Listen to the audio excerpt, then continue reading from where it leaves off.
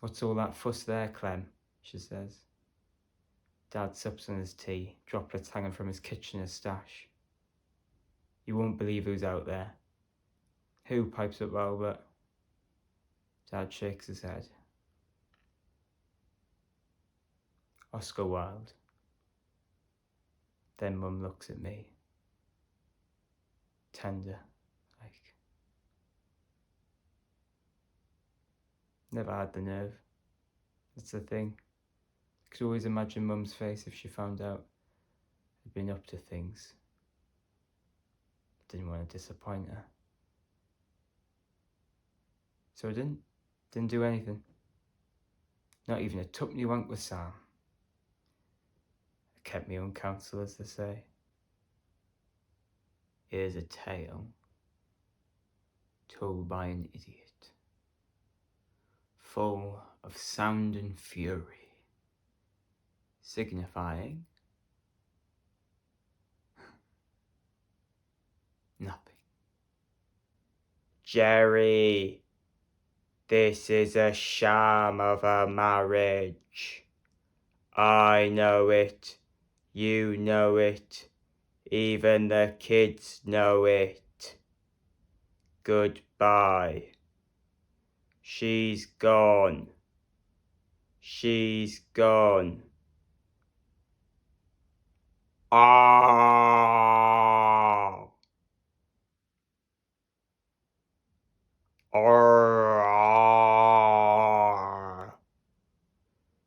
15 years of marriage down the toilet. Keep it together, Jerry. This is Broadway. Why? I could smile, and murder while I smile. I can add colours to the chameleon, change shape with Proteus for advantages, and set the murderous Machiavel to school. I can do all this and can't get a crown. Tut, were it further off, I'd pluck it down. Oh, Ireland. From little Maureen, aged 8, sure, we'll give her a go. Appalling handwriting, but I suppose she is Irish. Perhaps Maureen was using a potato dipped in ink. Okay, what's Maureen got to say for herself? Dear Hans, ooh, a little informal. I'll do my Irish voice. I did read your wonderful story, The Little Match Girl, and it brought a tear to me eye, so it did. For didn't it remind me of my own harsh life? Oh, here we go, a begging letter. My own harsh life, orphaned and destitute at the age of 8. Hang on, she's 8. And she's using big words like destitute. I don't think so. Maureen's probably got her mum to write this. Blah, blah, blah. Yet all I could ever wish for, oh, here we go, would be a photograph from Hans Christian Andersen, the man who taught children the world over to dream again. Yours sincerely, Maureen I'm not even going to try and pronounce that one. It's worse than your name. And all the history books are written with men like me missing. So yes, I will talk, I will be heard, and I will be seen, Your Honour. You can pay me or not pay me, I don't care. But the one thing you will not do is shut me up. In the third place, I know exactly whom she's going to seat me next to. She's going to seat me next to Mary Farquhar. She just incessantly flirts with her own husband across the dinner table. It's not very pleasant. It's not even decent. And that sort of thing is enormously on the increase, with women all over London flirting with their own husbands. It's as if washing one's own clean linen in public. Now, all of my plays have been eligible for awards, and yet I've never won any. Well, I tell a lie. I won a Golden Caliper for my play about a disabled disco. It's called Clubfoot.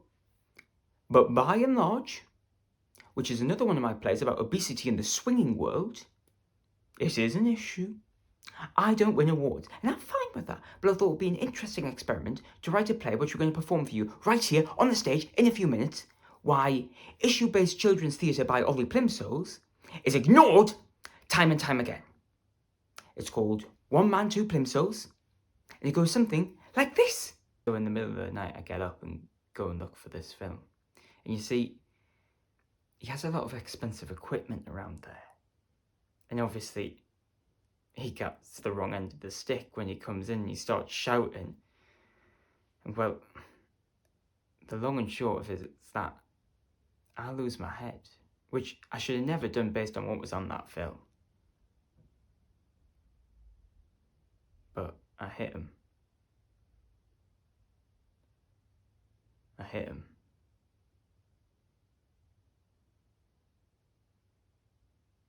Must have had a weak heart or something. Something like that anyway. Should have had a check before that.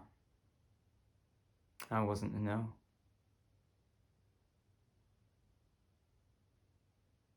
I'm not to blame. Ridiculous. I need to move on. I need to put all of this behind me. Shatner once told us to get a life, so that's what I'm going to do. I'm going to go and get myself a life. There he is. Oh my god. Oh. He's coming over here. He's coming there. He's coming. Yeah. Yeah, I'm your biggest fan, yeah. Yeah, I loved everything that you've been in. I loved Star Trek, yeah, and TJ Hooker and Third Rock from the Sun, Boston League, and I even like the National Geographic shows. Yeah. I love you. Call you Bill. Wow, yeah. This is the happiest moment of my life. Yeah. All right, Bill, live long and prosper.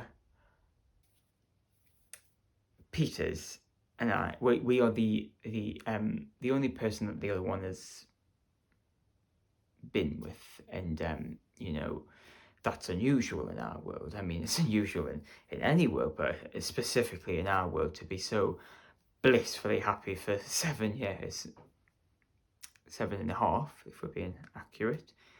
And we have good sex, we think, but you know, it's the only sex we have, and you know, where we haven't even kissed anybody else. I mean, not even brushed anyone in the club, because why would we go to a club? Because clubs are where single people go to pull other single people who are usually drunk.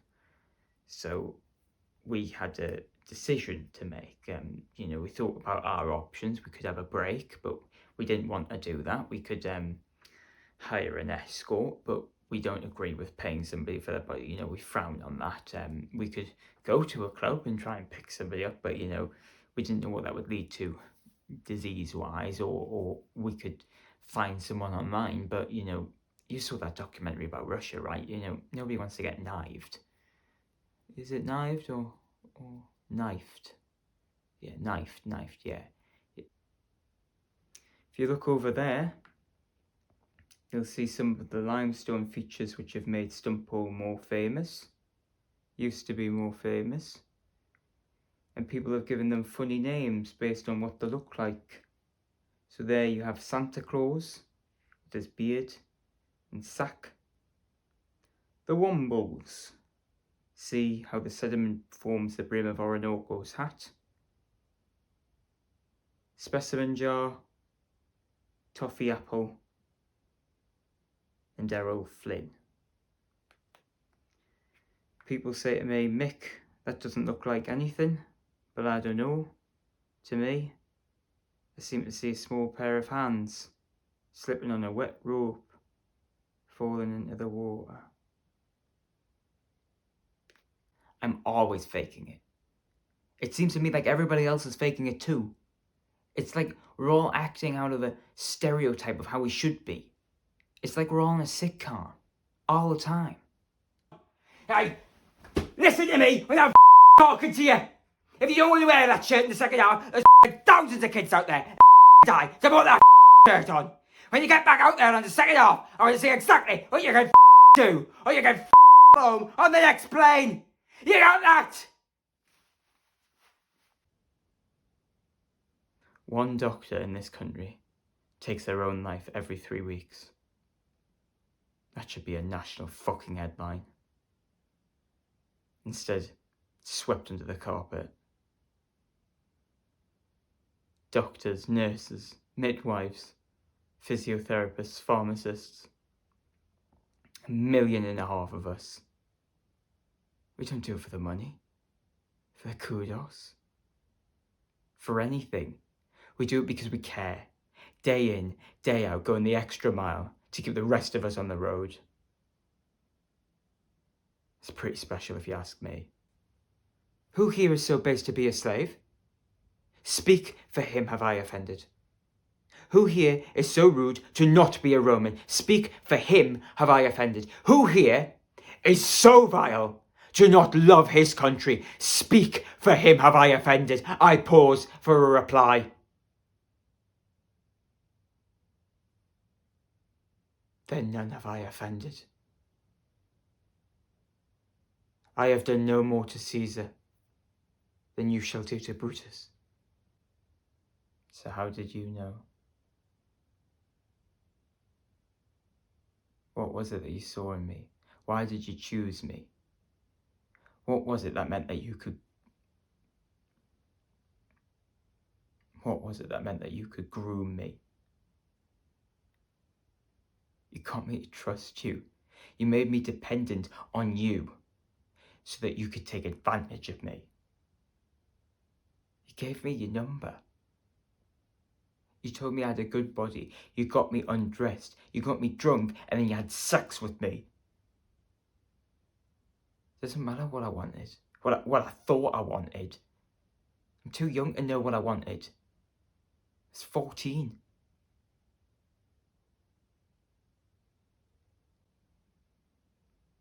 I tried to help him. I smacked him on the back and I stuck my fingers down his throat, which I cringe at now because that's definitely against protocol.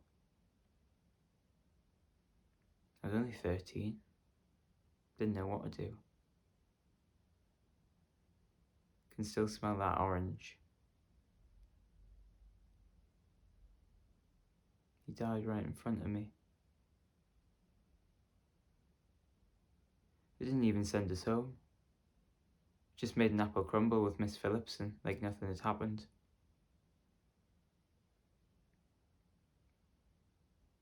So to answer your earlier question, I think that's why I do this job.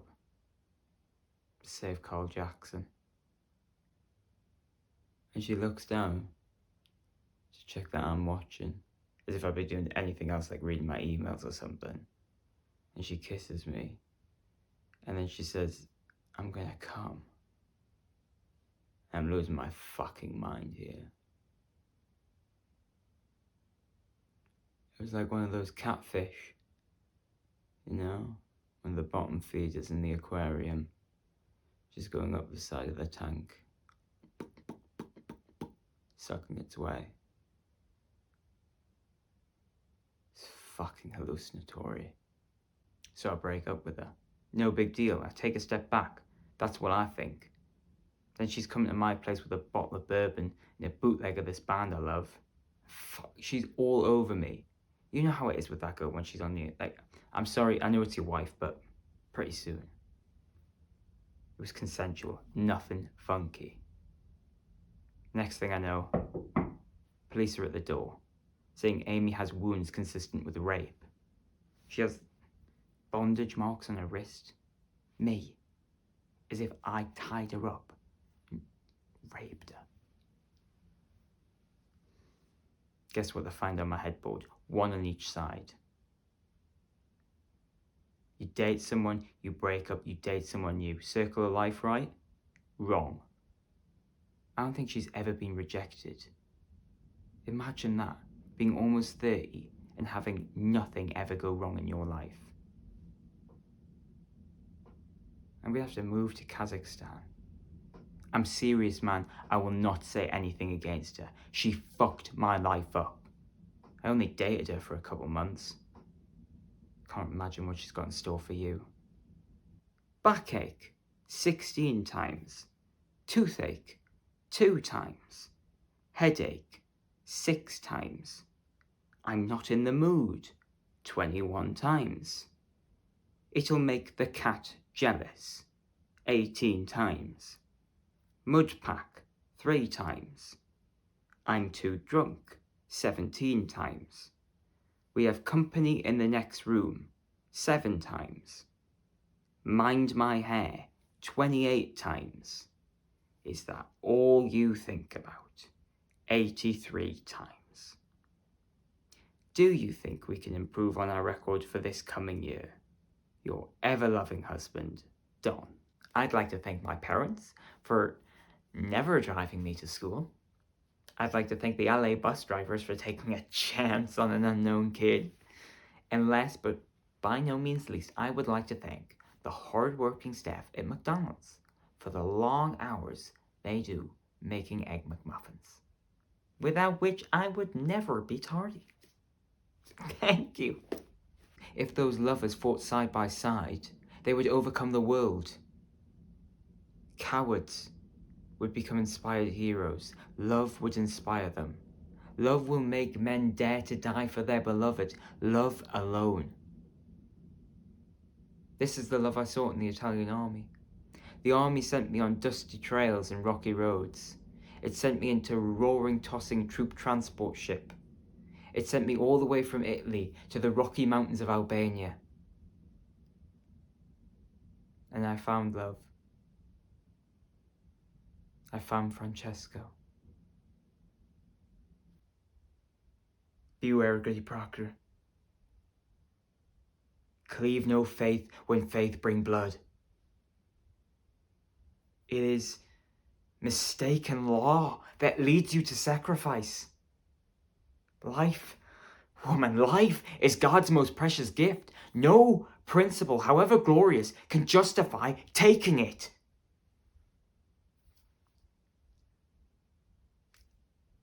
I beg you, woman, prevail upon your husband to confess. Let him give his lie. Agent called yesterday. Got an audition for this new soap. There's a gay character called Clive, who isn't ill. Apparently, according to the man at the beep, he never gets it. It's like in the contract. He's not even camp. Not that I can't play camp, just the days of Mr. Humphreys are over. No. I remember the kids at school used to make fun of that. They didn't make fun of me, though, because I wasn't camp. I can actually be quite blokey. Do you know why I don't get more straight roles? I played an angry shopper in Albion Market, but that never specified whether he was gay or straight, so that doesn't count. On that bat thing for Doctor Who, that doesn't count either. No, Clive isn't campy or blokey. He is sensitive, takes life seriously, and may appear guarded when we first meet him, but underneath he's warm, emotional, and soon becomes a popular member of the local community. I can play Clive stand on me head. It's true, I did keep him hostage, but I had a good reason for my actions. Revenge. Revenge is, I believe, a very good reason to do anything. After all my actions were motivated by revenge. You will get arrested, but my hope is that a jury of my peers would understand and appreciate the importance of revenge and be lenient on me. When you take away a man's ability to support himself, do you not expect him to fight back? Okay, murder's a bit strong, but my hope is that you can understand my impulses, if not the severity of my actions. Sometimes I just want to go away to Tanzania or Australia, somewhere far away where I can get away from everybody else and their opinion.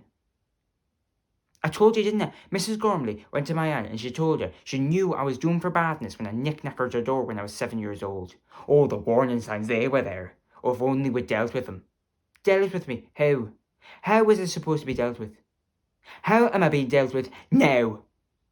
Generations of suckers trying to work out what the fuck that we're doing on this fucking planet. We're all full of shit. It's fucking futile. Don't even flush in between. I think, what's the point? It's all going down to the same place. I'm telling myself I'm being economical, but I know what I am. I'm just pathetic. I don't use lotion anymore either. I think that's just another thing to clean up. I get more tension out with just the friction anyway, so.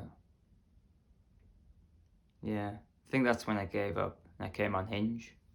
What about you?